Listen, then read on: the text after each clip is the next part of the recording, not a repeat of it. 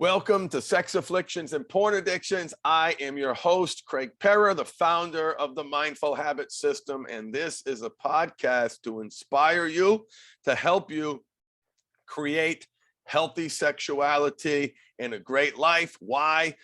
Because those two terms are inexorably intertwined. If you are simply pursuing sobriety, ultimately you are going to fail. Why? Because to break a habit, you have to make it the right habit that meets the right need. And these are concepts that we teach in our programs. And today I have a very, very special guest. And there was an event or question last night in our self-study webinar program. So in our self-study webinar program, we offer 2 webinar calls per week. And those calls, guys are able to get on those calls, ask questions, and talk directly with my main man, Coach George Morning, who's joined us here today to talk about a question that he got last night. Now, one of those calls is a faith-based call. Now, you guys know the Mindful Habit is a secular program. George is a Christian, and we love teaching guys how to operationalize their faith, how to incorporate their faith into the fabric of their reality. So we wanted to add this faith-based call to the webinar just because George is so incredible, so awesome. But first, let me welcome George Morning to the program. So glad you are here, brother. Craig, thanks again for allowing me here, brother. Always love it to be able to join you here, share with not just you, but everybody else that's chiming in. Awesome, man. Awesome. And so last night in our faith-based call in our self-study program, and by the way, the program's for everybody. If that call isn't for you, then you don't have to participate. It's extra. We have a secular call every Tuesday. So George, tell me about this question. So someone asked yesterday, does my porn addiction separate me from God? And when I heard that, I was excited that that was what you wanted to talk about. We hear that so often. Tell me a little bit about what happened. Let's dig in. Absolutely, absolutely. So as you know, you already discussed, we have a separate faith-based call where we help connect our spirituality with our recovery. And one of the brothers on the call, I think he asked such a very powerful question. He put into the chat, he says, this addiction has caused me to have a dormant relationship with God. And I just thought that was powerful just with the language that was used. I hear dormant, I hear quiet, almost dead. We think about dormant like something almost froze to death, like a bacteria or something of that degree. Like dormant is inert, can't be used anymore. So when I brought him on and asked him to explain a little bit about it, in us beginning to talk and hear more about him, it became clear, part of the way at least, that relationship became dormant. And as I talked to him, he said, look, I go to church, I have a family, we do what we think we're supposed to do when it comes to our religion and comes to our faith. We go to church every Sunday, we tithe, we do all these things, A, B, and C. And, and I'm pretty sure a lot of people listening can attest to it. He says, before the recovery or before really the disclosure and the discovery came about, he said, I swore I could hear God clearly. Like I was following his word, I was listening to his word. And then when this addiction came around, it felt like I just got more and more removed. And it was such an interesting play of words that he was using about dormancy, being removed from something. And I simply asked him a couple questions. The first question was pretty easy. I said, listen, do you believe that God has somehow left you? And he says, no, not at all. Not at all. I know God exists. He's real. He's around me, all the time. I'm just not hearing him. I'm not quite connecting with him. I said, great. I said, so now what is it exactly? And this is where it got interesting. And I said, so help me out. Why exactly are you here? Why are you on this program? And his first answer was about, learning tools and wanting to, repair certain things about his relationships and his family. I said, nope, wrong answer. And I said, hey, why are you on this call right now? And he then goes and speaks, listen, I'm here to learn all the ways to be a better man and I can be a better contributor to society. And I said, no, that's not why you're here either. I said, listen, help me out, man. Are you here for your porn addiction, for your sex addiction, for your masturbation, for your oogling, objectifying, for your chatting, sexting? What does your behavior look like that you're trying to change as to why you're a part of this program? Yeah, what And he made him finally gives join, it. right? What made him Exactly. what Why made are him you cross that line? Exactly. Why'd you join? What made you really say, I'm going to make this choice? And he says, it's porn addiction and masturbation with oogling and objectifying. I said, thank you. And I said, and I asked him, I said, how often do you communicate like that? And he says, what do you mean? I said, how often do you not give the truth whenever you're being asked a question, but you give the best version of what you think is the truth? And he says, I've never thought about it like that. And it dawned on me that in the midst of talking with him, because of the last question that I asked him, and I said, well, do you believe that in the history of everything that's ever been done in the world, and I said, this is your addiction right here, porn addiction, masturbation, do you believe that God cannot forgive your porn addiction, your masturbation, oogling, objectifying? He's like, no, absolutely. I believe he 100% can forgive me. And I'm like, so why? Can or cannot? Can. Got it. He can forgive me. But we're talking about this separation that he's feeling spiritually, not quite feeling connected. And as I began talking with him, he would say things like, look, I kind of speak to people to give the positive spin. I'm used to sugarcoating. I'm used to saying things like all is fine. And as we spoke even more, I said, I'm willing to bet that most of your prayers wasn't about stopping your porn addiction, but about trying to save your family. And he says, you're right. And he says, I'm also willing to believe that a lot of your prayers went into, hey, just help me to be better, help me to be a better husband, help me to be a better father. But you never said, hey, help me to stop this porn addiction. And he says, I didn't. He's like, honestly, I haven't really said that since I've been in the program right now. I keep asking for those same things right there since I've been in the program. And I said, we can call it what we want to call it when we're not in recovery, because that's the space where it's going to make the most sense.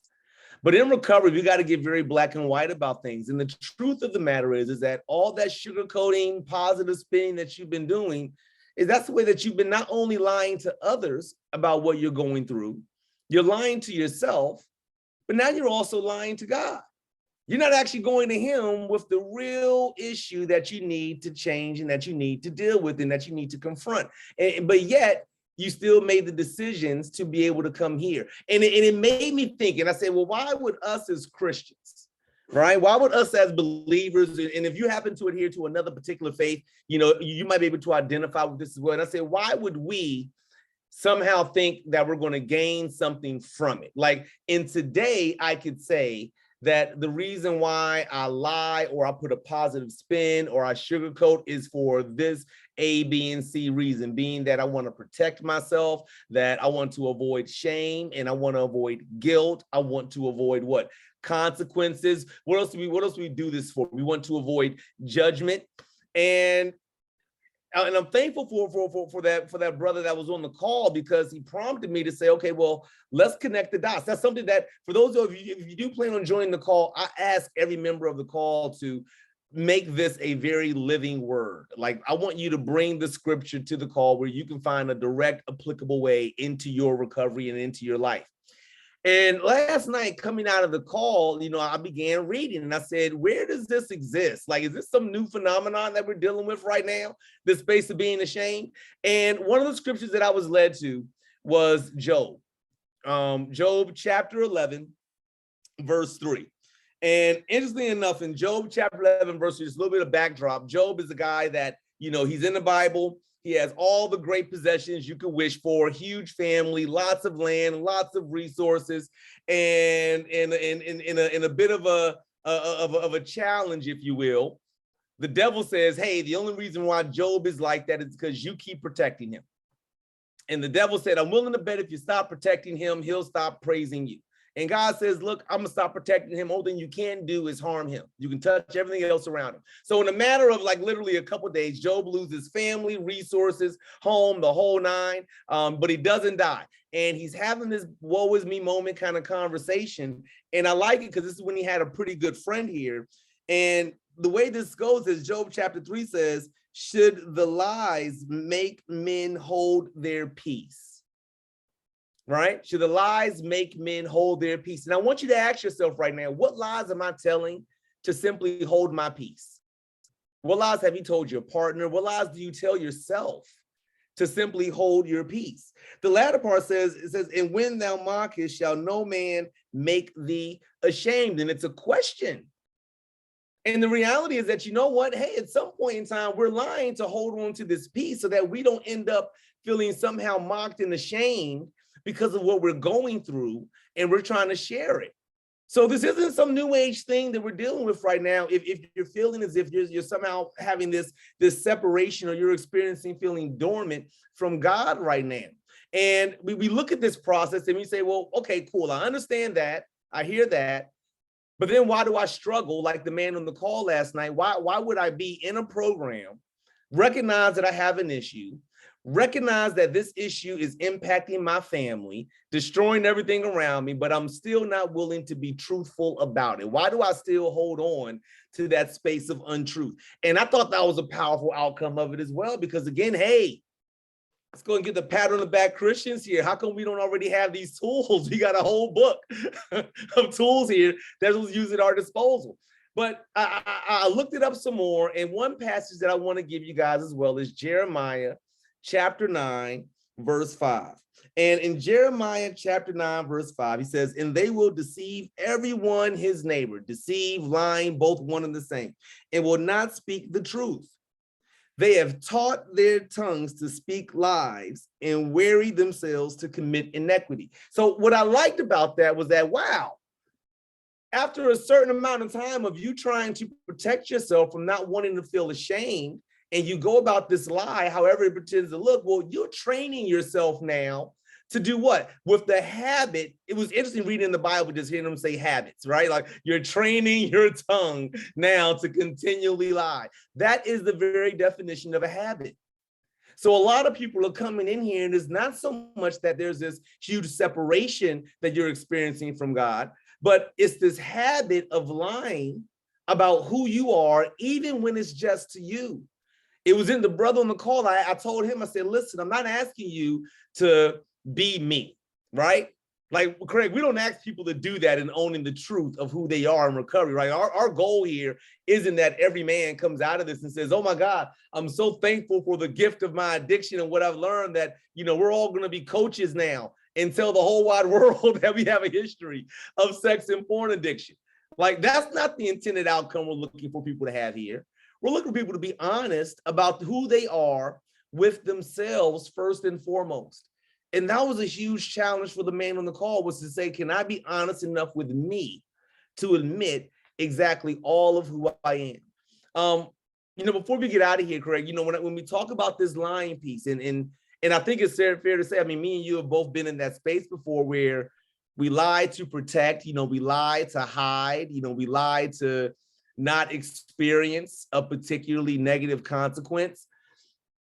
When it comes to relationships, I'll ask you now, everybody here, you should know, and I want to work with Craig. This man has been my mentor. He was my coach when I dealt with my addiction as well. He has a background outside of just coaching in the Mindful Habit program, right? You've been in the space before, Craig, where you've had to hire people, right? Yes. Awesome. So quick scenario for you. You're the boss. You just hired somebody to come into your company. You work out of office 1, your employee works out of office 2. The first day your employee comes in late, you ask him why he's late. It's not drastic. He's supposed to be there at 9, shows up at 9:10. You say, hey man, what happened to you? I was looking for you at 9. You got here at 9:10. And he says, oh yeah, I had an emergency with my mother. And you can tell by looking at him that that's not the absolute truth about why he's late. I can just look at you and tell that it's not about your mother. Craig, do you move your office number? Do you move from office 1 to some other office in the building because you recognize that I told a lie or that your employee told a lie? No. No. You stay in the exact same position you've always been in as the boss. You stay right there. Your position doesn't move. Now, do you have any less positive intentions for your employee? No, I'm going to give him the benefit of the doubt, but here's the thing, and you're talking to someone, George.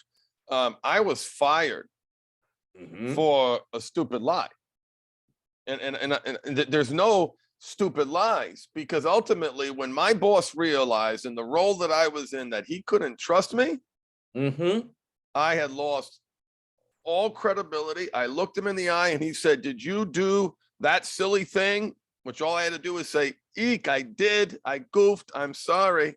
But I lost so much credibility, and he gave me the benefit of the doubt, but not once I lied, it was over. But anyway, go back to your hypothetical. So once you just said, maybe at that point in time with that lie, you wasn't walking out the door, but you definitely felt a separation coming, going forward in that relationship, right? Yeah. Like you still saw him in the same office every single day. You went back to your same office physically, no change happened. But because of the lie, we created a barrier in that relationship that pushed us away. So for anybody here that's watching this podcast right now, and you're wondering to yourself, like, I don't understand what you're talking about. Like, why are you talking about, how I talk about my behavior, maybe to other people, or how am I accepting it? Is because in our relationships, the lies create barriers. It doesn't move people. Our lies don't tell people to leave us. It tells us that we're leaving them. So every time we create a barrier, we push ourselves further away. The other person doesn't go. So the lies that we've told, even in a spiritual space, whether it's in our own prayers and our own private time, I'm sorry, but you didn't move God any further away. But you did create enough barriers where it definitely is going to make it harder for you to be able to hear him. As someone who is as a Christian, again, I always want to iterate that, look, I'm not a minister, I'm not in the school of theology or seminary school, but I definitely value my relationship with God through my recovery, because I'll tell everybody here, I never experienced greater success in life than when I became fully transparent about me. For example, as Craig knows, I used to do sales before I came into the mindful habit. I did door-to-door sales. I did that for about 5 years. I enjoyed it for about 2 years. The reason why I enjoyed it for that last 2 years and not the first 3 years, because for the first 3 years, I was lying about what I actually did. I was never a door-to-door salesman for the first 3 years. I was a sales consultant. I was a security consultant. I was with ADT. I was a home inspector. I was a manager. I was the branch man. I was never a door-to-door salesman. The moment I accepted the fact that I am a door-to-door salesman and I'm damn good at being a door-to-door salesman, business skyrocketed. The moment I was able to accept to myself that I'm a porn addict, I'm a recovering porn addict, sex addict, opioid addict, I have an issue with alcohol abuse, I'm horrible around my finances, and in none of these areas have I ever been transparent with anybody ever before. It's not until I got transparent in that space within the past couple years of my life where I've experienced the greatest value coming out of my life. Like, it's not a coincidence that, you talked about this in a previous call, it's not a coincidence that my health has been better over the past couple years than it has over the first 5 years, 6 years of my recovery. It's not a coincidence. It's not a coincidence that we collectively and individually are more successful in how we are able to operate with people in the latter years of our work versus the beginning years of our work. Like there's a growth that comes from having full transparency, recognizing that you don't have to be ashamed of exactly who you are.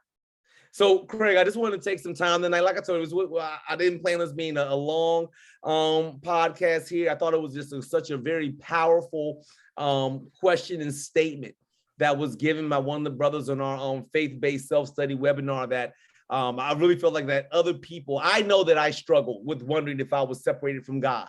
Yeah. I told the guy on the call, I said, I remember being out of recovery, finishing the work with you, and I said, I've just got to be the worst sinner because God is done with me. I've messed up way too much.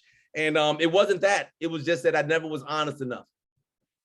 Well, and if you need that transparency, guys, because some of you don't have places where you don't have safety. You don't have safety in your relationship, or at least you perceive that you don't have safety to be honest about what's going on in your life, your heart, your head, both of them. That's what the self-study program is for. And George does a phenomenal job answering your questions, giving you feedback, being transparent. As you can tell, we've just added a faith-based call for you men who that's relevant to supplement, to complement, to help you on your journey. So I'm going to include the link for that self-study program. We offer a 30-day unconditional money-back guarantee. You get George twice a week, 2 opportunities to check in, to be transparent, to be honest, not just in who you are. Okay, that's step one. But who do you wish to become in building that new identity of success, of healthy sexuality, of someone who loves themselves, who takes care of themselves, who prioritizes themselves, who lives, with integrity.